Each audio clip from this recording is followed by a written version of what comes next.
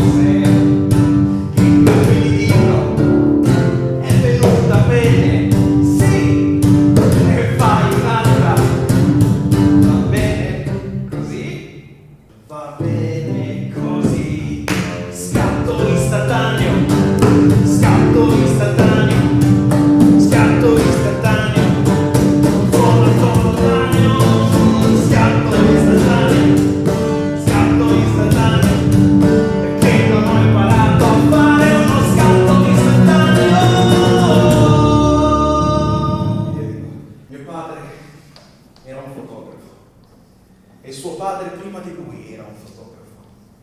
Vengo da una lunga stirpe di fotografi. Pensate che il mio primo regalo di compleanno fu una piccola Polaroid rossa. Bellissima. Era una Polaroid in cui tutta la mia famiglia aveva riposto il sudore del lavoro e tutto quello che poteva essere il loro sogno era incastonato in questo piccolo oggetto. Purtroppo io avrei distrutto questo sogno che aveva innaffiato l'intero albero genealogico. Tutti si aspettavano da me il grande scatto della nostra famiglia, perché ognuno della nostra famiglia aveva fatto il grande scatto della sua vita. E per me non fu così. Per me era diverso.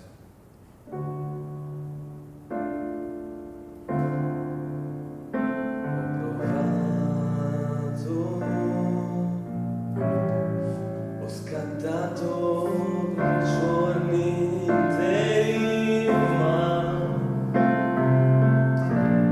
sfocate, pronte, composizione errata. Non andavo bene, ritraevo momenti, ma non erano all'altezza dei miei avi, no, erano scatti rubati all'oblio.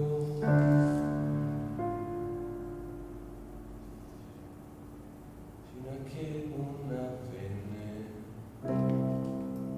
la macchina cadde. E per sbaglio feci uno scatto inaspettato, uno scatto istantaneo fatto per sbaglio. Ritrassi una donna che attraversava la strada, era bellissima,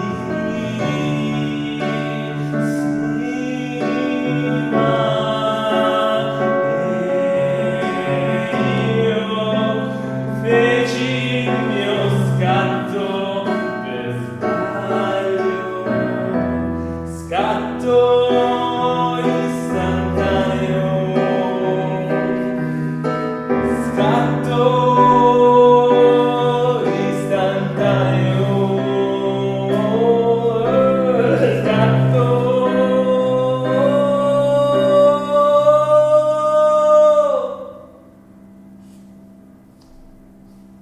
Fu incredibile.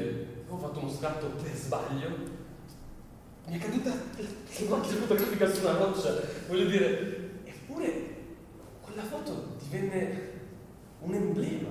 Un emblema. Un emblema che da quel giorno segnò la mia vita.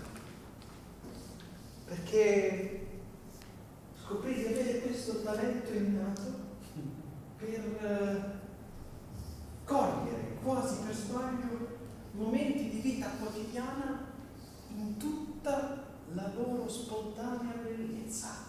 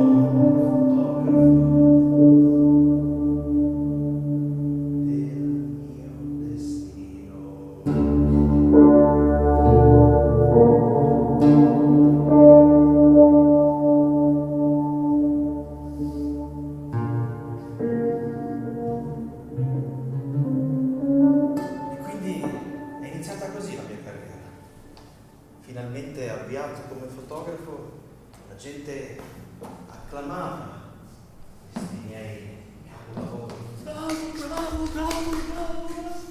che in realtà non erano altro che foto che io ragguagliavo tirando la mia fotocamera a casaccio.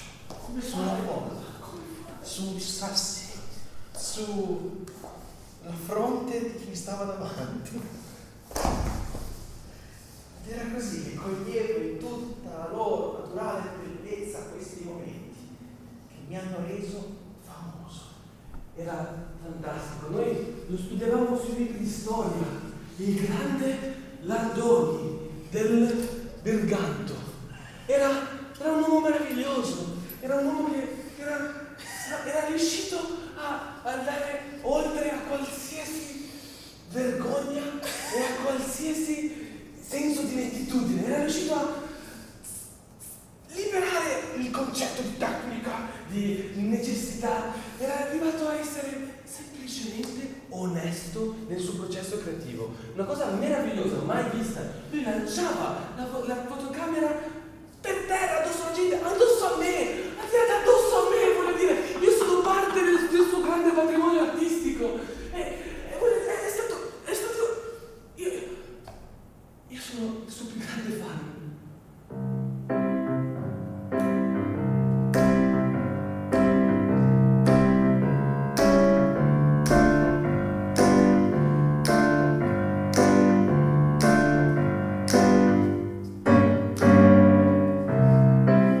Le foto si possono fare caso, te lo insegna la storia della fotografia. È stata iscritta nel 1982 dal grande fotografo che sapeva lanciare la macchina a caso. E wow, fantastico, così tante belle cose, curiosamente tiri per terra e fare le foto. Lo scatto istantaneo, immediato, assoluto, riciclato dalla casualità. Il Signore che io adoro ora è nei libri di storia. Io, invecchiando, insegnai quello che quasi per sbaglio avevo imparato. I miei alunni si innamoravano quasi più che delle fotografie dei miei racconti. Si innamoravano di quanto io amavo le fotografie. Già, le fotografie. quello che mi hanno portato qui oggi a fare questa foto di matrimonio.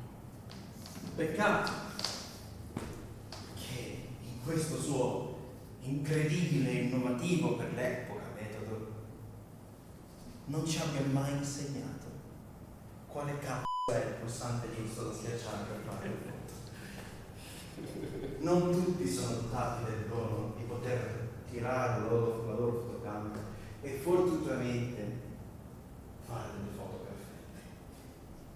E quindi io oggi mi ritrovo davanti a questa calca di persone che domanda a me, misero essere umano, di catturare questo stupendo momento per sempre su carta plastificata.